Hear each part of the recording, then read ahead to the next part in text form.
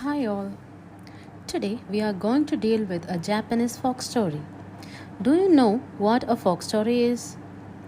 A folk story or a folk tale is a traditional narrative that has been passed down through generations, and these stories often reflect the culture, customs, and values of a particular community or region. So, today we are going to learn a Japanese folk tale, The Boy Who Drew Cats, and it is written by Hasegawa Takejiro. Before entering to the story, let me introduce the writer Hasegawa Takejiro.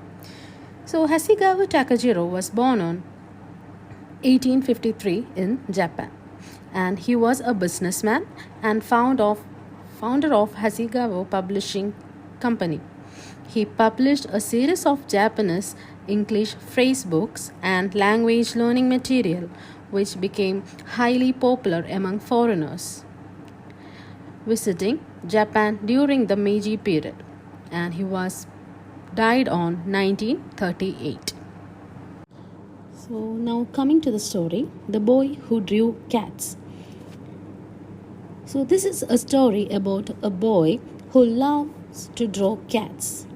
Okay, so a long time ago, in a small country village in Japan, there lived a poor farmer and his wife, who were very good people. They had a number of children and found it very hard to feed them all. The elder son was strong enough, when only 14 years old, to help his father, and the little girls learned to help their mother almost as soon as they could walk. But the youngest child, a little boy, did not seem to be fit for hard work. He was very clever, cleverer than all his brothers and sisters, but he was quite weak and small, and people said he could never grow very big.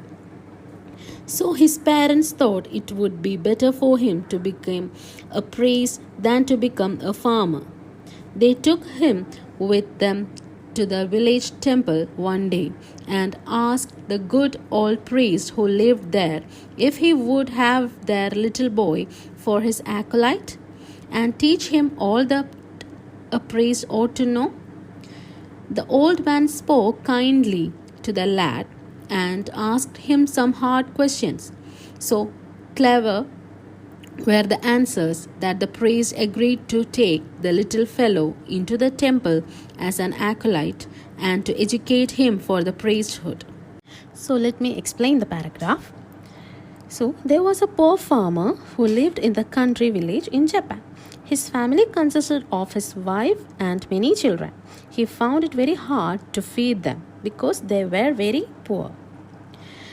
And his eldest son was very strong, and he helped his father. And his daughters, the little girls, were also helped their mother. And there is a youngest child, a little boy. But he was not fit for any hard work. But he was very clever, cleverer than all his brothers and sisters. But he was weak and small, and the people tell that he will not grow big. So his parents, that is the farmer and his wife, decided that it would be better for him to become a priest than a farmer. So they took him to the village temple and asked the priest who lives there that to take the little boy as his assistant and teach him that what a priest ought to know. And the priest asked some hard question to the young boy, and he answered all that hard questions easily because he was very clever.